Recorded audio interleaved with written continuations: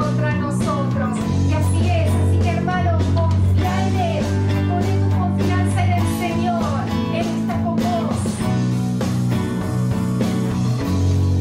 Dios está con nosotros, vence las tinieblas, su reino establece, no será movido, en su nombre mismo cae el enemigo, y yo lo gritaré, gritaré.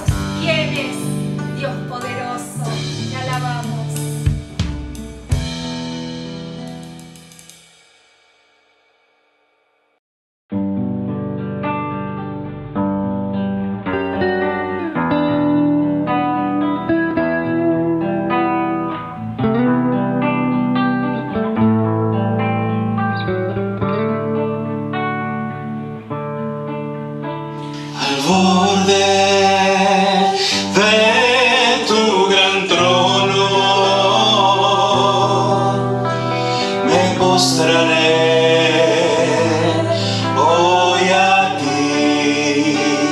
Tú reinas, Señor. Tú reinas sobre principados,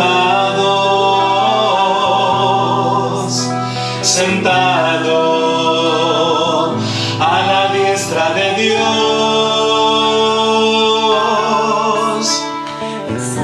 Exáltate, Señor. Oh, gran Cordero, tú vives hoy y vivirás. Corónate con mi alabanza. Tu nombre es el vencedor.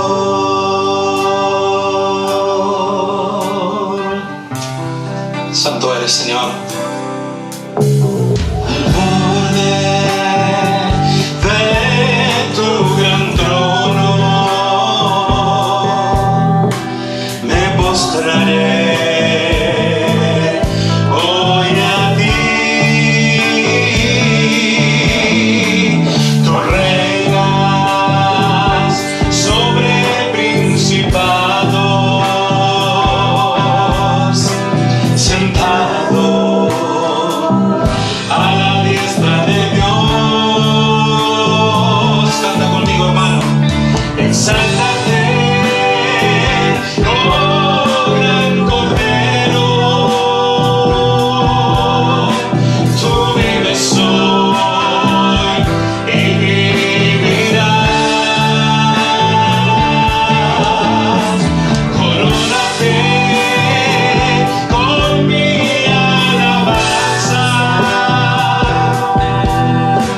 Tu nombre es el vencedor.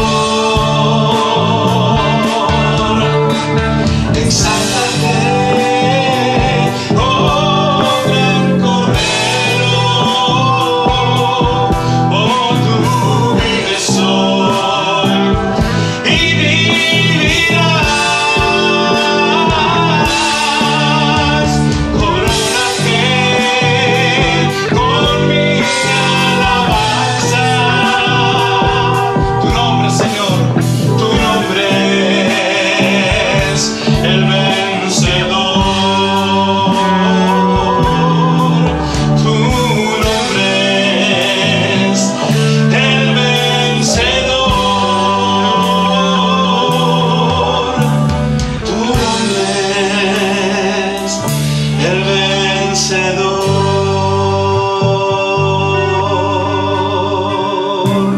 Tú has vencido, Señor, y has traído salvación a nuestras vidas. Te adoramos y te exaltamos. Recibe esta alabanza, Señor, en el nombre de Jesús. Amén. Que el Señor te bendiga grandemente en esta mañana. Muy buenos días, hermanos. Que Dios les bendiga en sus hogares. Para introducir el octavo mandamiento de esta mañana, no robarás, quiero mostrarles un cartel, un anuncio, un aviso muy especial que apareció en la pared de alguna casa de algún lugar y que realmente nos va a resultar extraño. Aviso a los ladrones. Punto 1. En esta vivienda solo tenemos en efectivo lo justo para pasar el día. Punto 2. Tampoco tenemos joyas. Y punto 3. Si de todas formas deciden robarnos, por favor, háganlo sin violencia. Llamen al timbre y les dejaremos pasar. Les prometemos no llamar a la fuerza del orden público hasta pasado 15 minutos después de que se hayan marchado. Gracias de antemano por su buena actitud. Este aviso que nos produce gracia, en realidad lo que está diciendo es que hemos asumido, aceptado y naturalizado el robo en nuestra sociedad. Indefectiblemente, en algún momento nos tocará vivirlo y experimentarlo. Lo damos por hecho. Lo que sí esperamos es que sea lo menos traumático posible para nuestras vidas y nuestras familias. Así de desamparados e indefensos estamos ante este mal en nuestro mundo. ¿Pero por qué será? ¿Se trata de que somos víctimas demasiado sumisas ante este delito? ¿O habrá algo más? ¿No seremos también victimarios en alguna medida y en alguna ocasión de este hecho?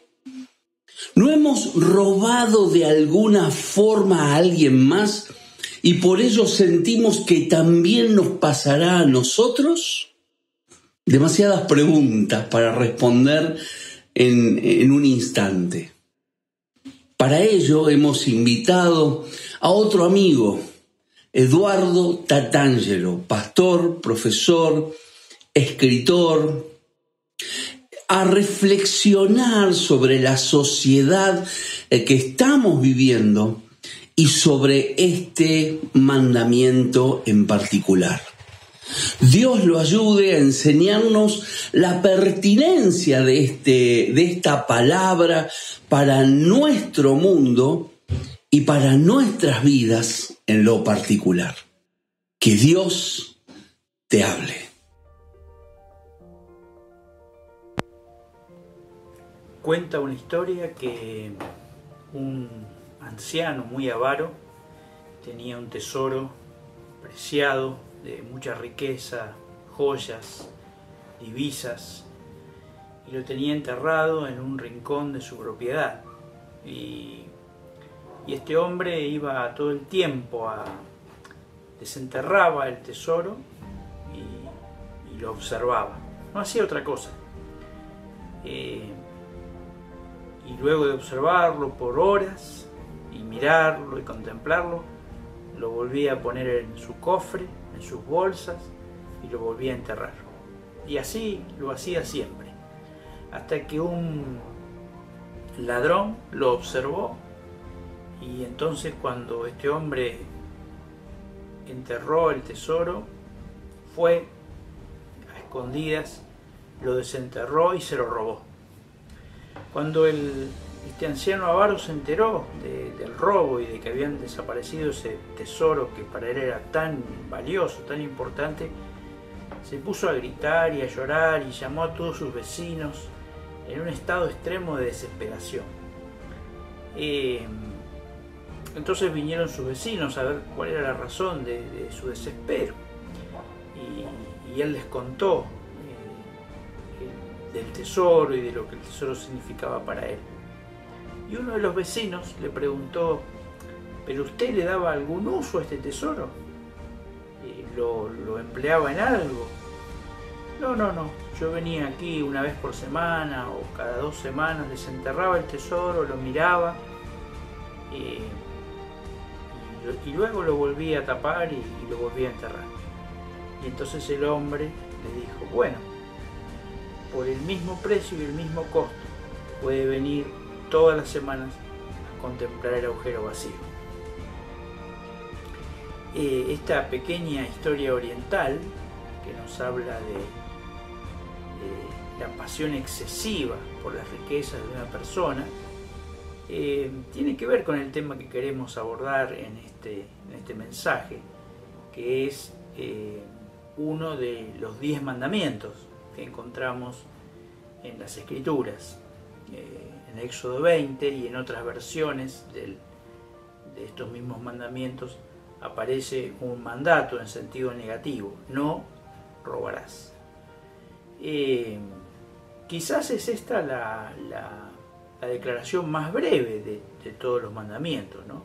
Apenas tiene 2 palabras, el artículo negativo y que implica la prohibición de robar, de apropiarse de los bienes de otras personas.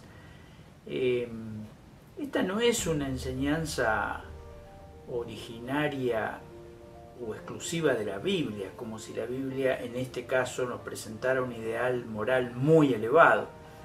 En casi todos los pueblos antiguos y modernos ha existido la prohibición de robar, tanto como una prohibición moral, ética, espiritual, y también como una prohibición legal, ¿no es cierto?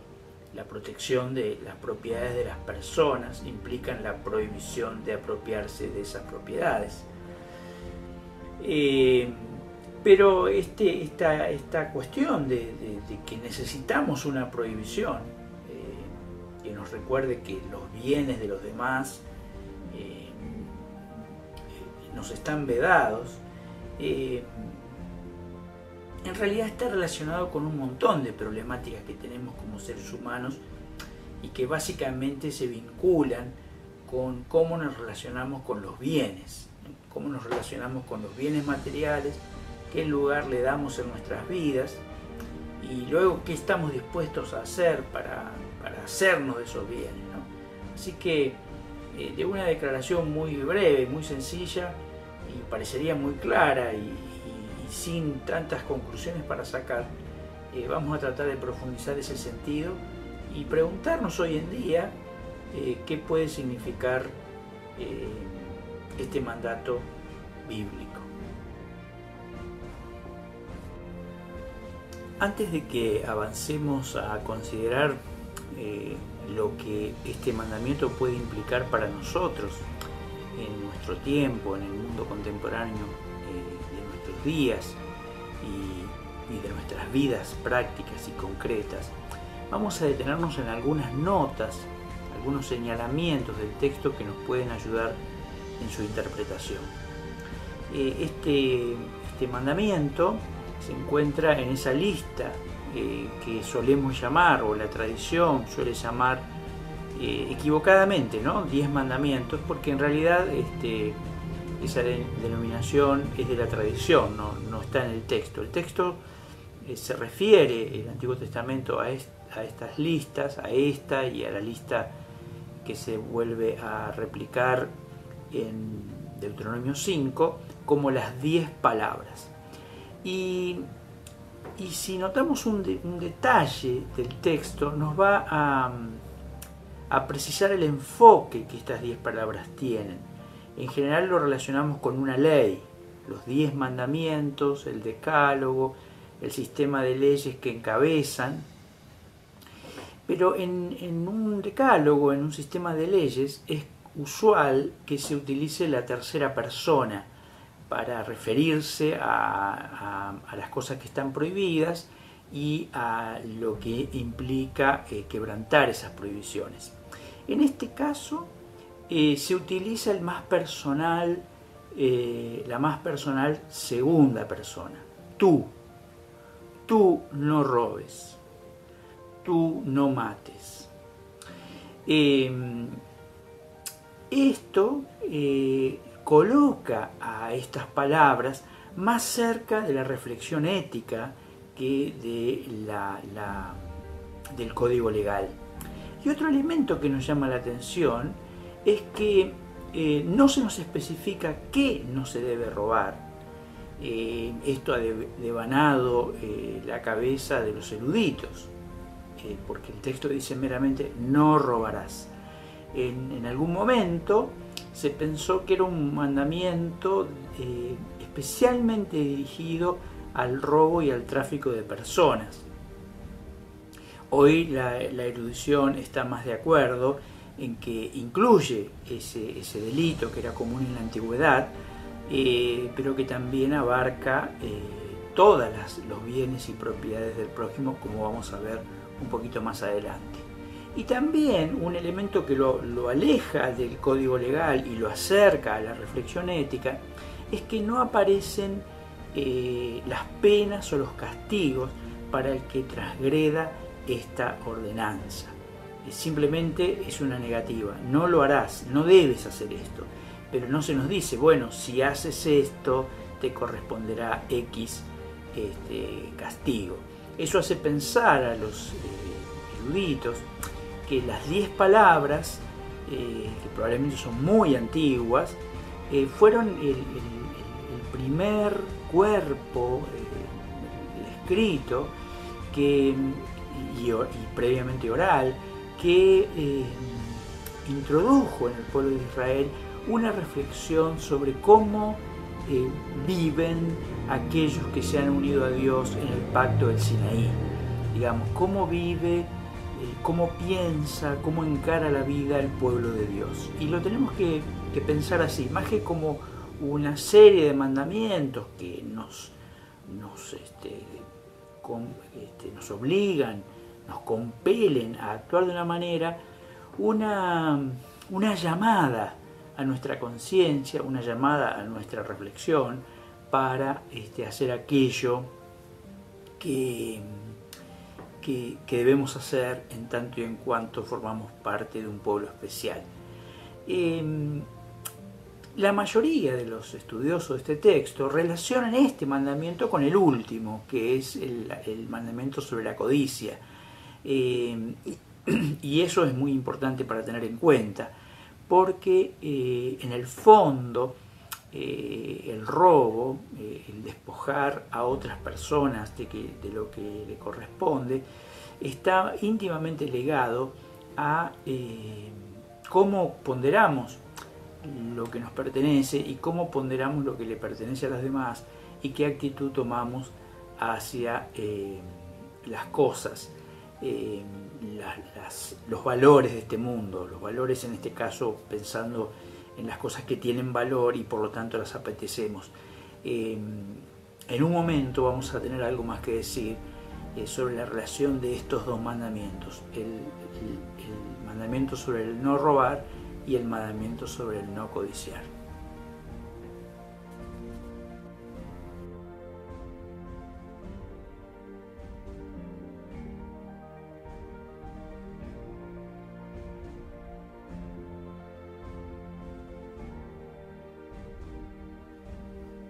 Una primera pregunta que nos podríamos hacer en cuanto a este tema: ¿qué es robar?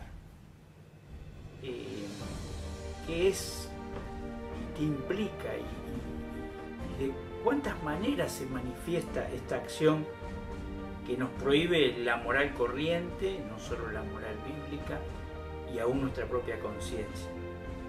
En general hablamos de robar, apropiarse de manera ilegítima de algo que le pertenece a otra persona. Esta es una declaración muy general, muy amplia. Y ahora podemos preguntarnos, bueno, ¿y qué le pertenece a las otras personas? Porque no solo podemos apropiarnos de bienes que le pertenecen a otras personas, también podemos apropiarnos de honores que no nos corresponden. Nos podemos apropiar de reconocimientos. Podemos robarle a las otras personas también su tiempo, malgastándolo. Es decir, hay muchas maneras en las que podemos violentar la vida de otras personas y quitarles lo que les pertenece, ¿cierto? Alguien que nos detiene en una charla banal por 2 horas, hablándonos de cosas que no nos interesan, pero no nos deja salir de esa conversación, bueno, nos ha robado 2 horas de nuestro tiempo. Alguien que sin haber participado del esfuerzo y el trabajo que llevó a lograr algo y luego se atribuye los méritos de haberlo hecho, nos roba el reconocimiento y quizás hasta la felicitación de otras personas por haber hecho el esfuerzo. Y todas estas defraudaciones son ilegítimas, ¿no es cierto? Y también están alcanzadas por este mandamiento. Luego tenemos otras manifestaciones sumamente preocupantes del robar en nuestra sociedad, ¿no es cierto? ¿Qué es la corrupción? Sino una manifestación social de este mandamiento quebrantado. ¿Qué es la corrupción? La corrupción es una manera especializada de robar, porque accedo a poder quedarme con bienes que no me corresponden porque detento una autoridad, un lugar, una llave que me permite disponer de ciertos bienes que en general son o públicos o son de una empresa, y puedo disponer de ellos porque se me ha concedido esa tarea o de administrarlos o de que esos bienes pasen por mi mano, etc. Y sabemos que en América Latina y en Argentina, en todo el mundo, pero particularmente Argentina, América Latina y otros países con grandes índices de pobreza, de miseria y de falta de desarrollo, una de las problemáticas que impiden el bienestar general es un estado de corrupción bastante desarrollado, extendido, que en general lo atribuimos a los gobernantes, lo atribuimos a los que detentan el poder, pero deberíamos ser más cuidadosos, ¿no es cierto? Porque en realidad esa corrupción pública en los ámbitos del Estado y también las corrupciones que se dan en el ámbito empresario, nos hablan de una tolerancia social a la corrupción, ¿no es cierto? Es decir, que en realidad las prácticas y los pensamientos y la manera de ver la relación con las cosas de las personas comunes y corrientes tolera un nivel de corrupción muy importante, ¿no es cierto? Si cuando las personas que provienen de la sociedad llegan a estos sectores expectantes, donde pueden disponer de bienes ajenos o de bienes públicos y actúan con ellos de manera desaprensiva y deshonesta, es porque hay una sociedad que ha incubado disvalores, ¿no es cierto? Y que tolera también niveles de corrupción importantes. Y entonces las personas comunes no tienen acceso a esos recursos, pero sí manifiestan conductas desleales o conductas deshonestas en su diario vivir, en pequeñas cosas, ¿no es cierto? En su trabajo, en su actividad diaria, en donde incurren en continuas defraudaciones, ¿no es cierto? Y eso también es parte de este mandamiento, ¿no es cierto? Es decir, que nos obliga a preguntarnos por nuestra propia conducta y nos obliga a plantearnos qué tan transparente es nuestra conducta, cómo usamos nuestro tiempo laboral, cómo usamos los bienes de otras personas o de otras organizaciones que se nos confían. Es decir, hay un montón de elementos en los cuales debemos pensar a partir de este mandamiento. Es decir, claramente cualquiera de nosotros va a decir, bueno, yo jamás robo, nunca lo he hecho, pero quizás hemos sido negligentes con algunas cosas, algunos bienes, algunos recursos que están en nuestras manos y no lo hemos usado con la estricta responsabilidad que esto implica, de proteger el tiempo, proteger el honor, proteger los recursos, proteger los bienes de otras personas que nuestra vida, nuestra actividad pueden afectar. Pero hay un elemento más que queremos detenernos a pensar y creo que es el elemento central que está en el fondo de este mandamiento, ¿no es cierto? Y que tiene que ver con cómo nos vinculamos con el mundo de los bienes, cómo nos vinculamos con las cosas.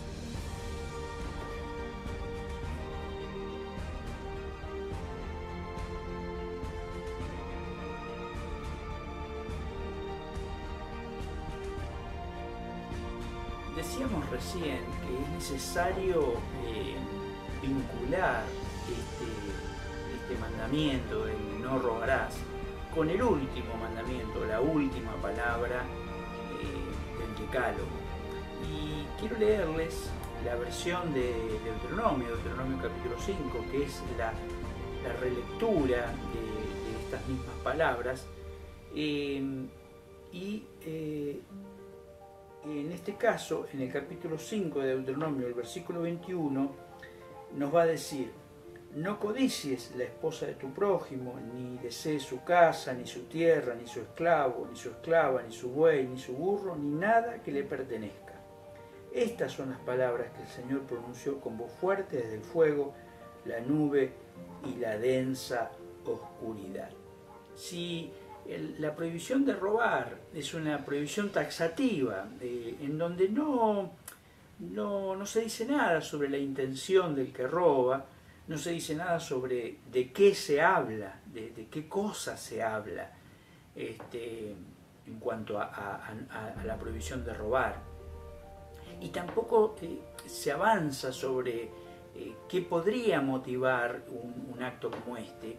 Todo eso aparece en la última palabra del Decálogo, en el último mandamiento, con la prohibición de codiciar. Estos dos mandamientos están íntimamente ligados, porque en realidad el robar proviene de un vínculo errado, equivocado, que establecemos con las cosas.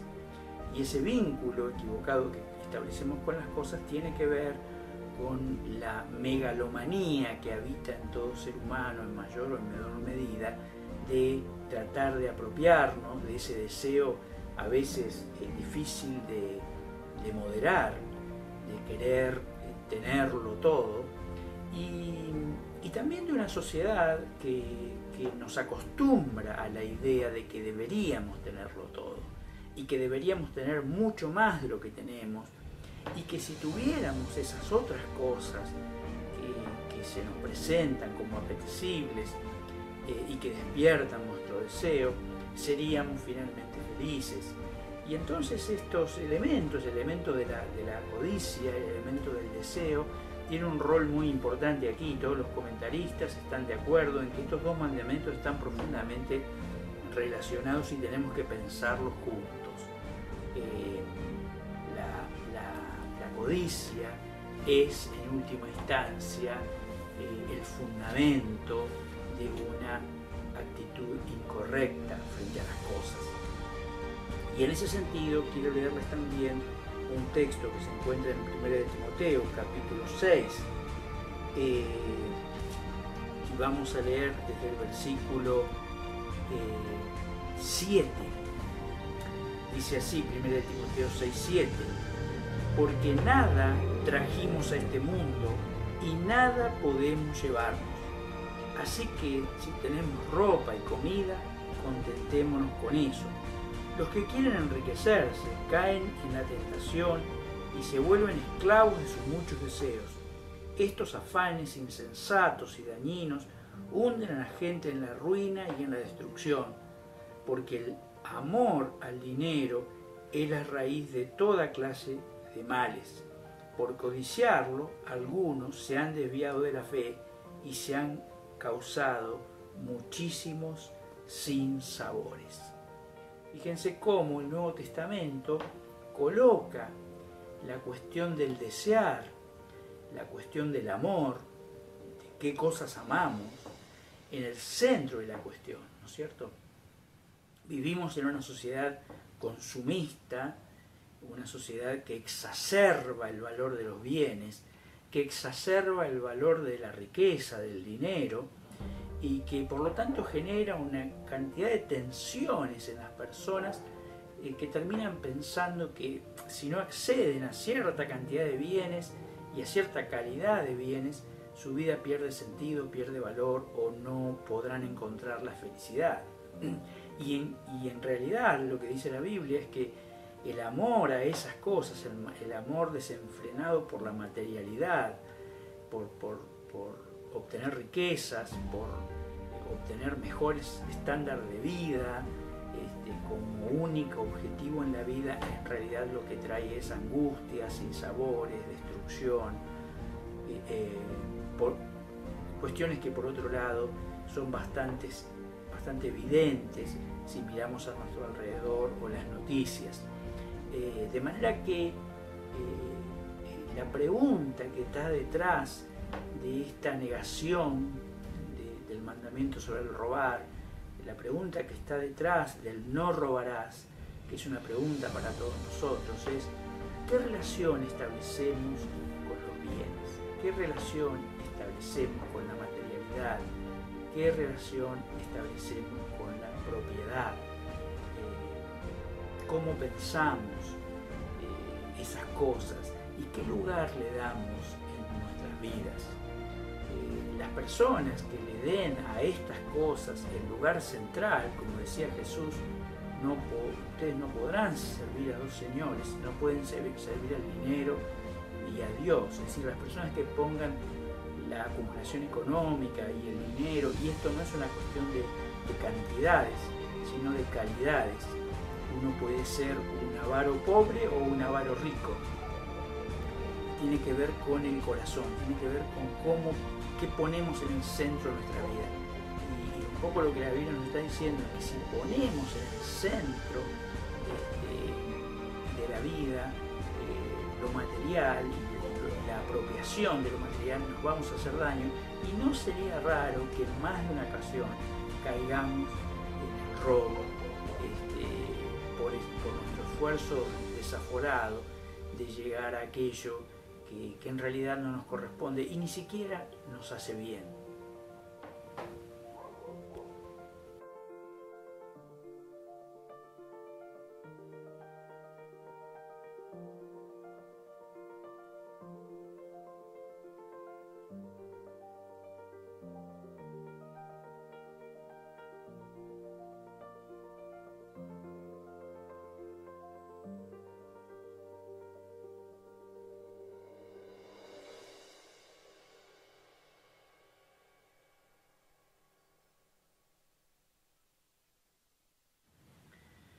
¿Qué conclusiones podríamos extraer de la reflexión sobre este mandamiento para nuestras vidas? Claramente la primera es que la Biblia nos hace una severa y seria llamada ética a la reflexión sobre cómo nos relacionamos con el mundo de las cosas. Y la Biblia quiere que hagamos una reflexión ética profunda. Acá no se trata de poner leyes, normas, y vivir atemorizados por su posible quebrantamiento, como hacían un poco los fariseos, que terminaban siendo legalistas, leguleyos, quisquillosos. No va por ahí la cuestión. Por eso decíamos al principio, acá lo importante es la llamada a una reflexión ética sobre cómo nos relacionamos con el mundo de las cosas, y no solo de las cosas, como decíamos hoy, podemos apropiarnos no solo de bienes materiales, sino también de bienes simbólicos y de bienes inmateriales, como decíamos antes, como el tiempo.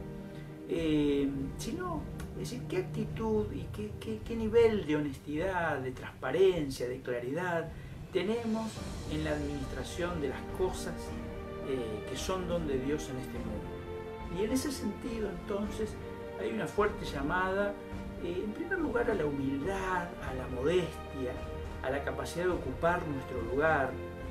Como decía el apóstol Pablo en 1 Timoteo, esa hermosa virtud cristiana que es el contentamiento, el ser agradecidos. Si uno quisiera un antídoto contra el amor al dinero, el deseo desaforado y el deseo de apropiarnos de lo que no es nuestro, creo que el contentamiento y la gratitud serían el mejor antídoto para asumir una actitud agradecida hacia Dios por todas las cosas que tenemos. Teniendo sustento y abrigo, decía el apóstol Pablo, estemos realmente contentos. Entonces, un corazón agradecido que toma como don de Dios cada vaso de agua que nos tomamos, cada pequeño bien del que podemos disfrutar, eso nos va a mantener lejos del peligro de ser atrapados en nuestro propio desaforado deseo. Y luego una consideración seria de nuestro rol de administradores, de lo que se nos ha concedido, y también de guardianes de lo que se le ha concedido a nuestro prójimo. La cosa interesante que debemos reflexionar a partir de este mandamiento es que el mandamiento no defiende la propiedad privada, porque en realidad en la antigüedad y en el mundo de Israel, los lectores de la Biblia lo saben muy bien, no existía la propiedad privada, la propiedad era más bien comunitaria. Es decir, acá podríamos leerlo en clave capitalista y decir, bueno, acá la prohibición del robo es la defensa de la propiedad privada. En realidad, más bien es la defensa del bienestar comunitario. El gran objetivo de las 10 palabras es que toda la comunidad viva en shalom, viva en paz. Y shalom no es solo paz, es bienestar. Shalom es cuando todas las personas tienen sus necesidades suplidas y entre nosotros no hay mendigos, no hay pobres, no hay personas desclasadas, no hay personas marginadas, no hay personas sin techo, no hay personas sin abrigo. Y esa es una dimensión ética que también está incluida en este mandamiento. No robar también tiene que ver con una preocupación por el bien común. Esa preocupación que no es simplemente la defensa egoísta de una propiedad que considero mía, sino la defensa comunitaria de que todos tengan por lo menos lo mínimo necesario para una vida digna. Y eso también es parte de la reflexión ética que nos pide la Biblia. Y para eso fueron escritas las 10 palabras y para eso todavía las seguimos leyendo, para recordar que el Dios que las comunicó es el Dios del Shalom, el Dios de la vida, el Dios que quiere el bienestar general, que quiere nuestra paz, que quiere nuestra bendición y que entiende que esta es la mejor manera de alcanzarla. Que Dios nos bendiga a todos para que la reflexión sobre estas cuestiones clarifique, purifique y haga crecer nuestras vidas.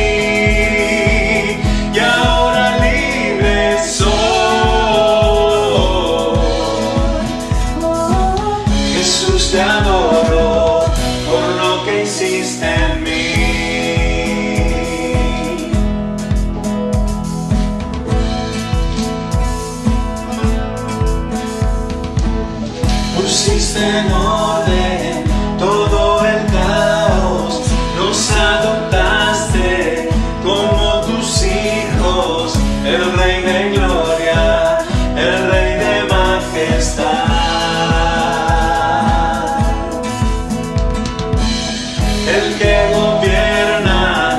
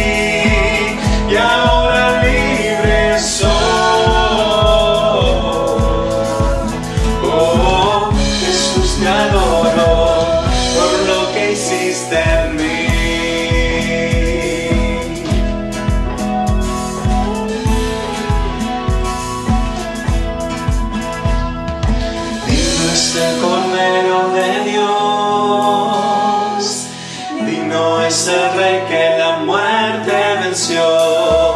Digno es el Cordero de Dios.